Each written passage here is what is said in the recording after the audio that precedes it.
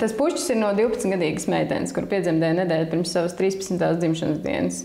Un vienmēr ir jautājums, vai tas ir labāk. Jo grūtniecība, kā pasaka, kā visu vēlmju piepildījums, ir iespējams tad, ja ir sociāls, finansiāls un visāds citāds atbalsts.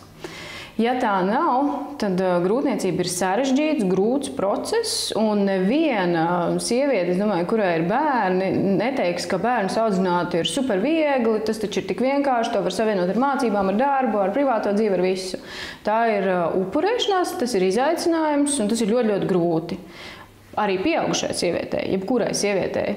Un iedomājieties, ja tā ir 13, 14, 15, 16 reizēm pat 18-gadīga meitene, kura nereti dzīvo bērnu namā, krīzes centrā, kurai nav izglītība, kurai nav normāls atbalsts no vecākiem, vai kuras vecāki paši ir agri palikuši par vecākiem, un būtībā šī meitene atkārto šo stāstu.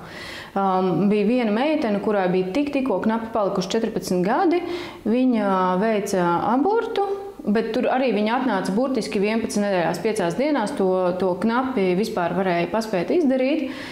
Un es viņai saku, bet, paskatie, viņas mātei bija atņemts aprūpes tiesības, viņa audzināja vecmāmiņu.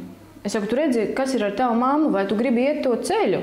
Visu raidījumu skaties Latvijas Telekom televīzijā 360 TV un aplikācijā Shortcut.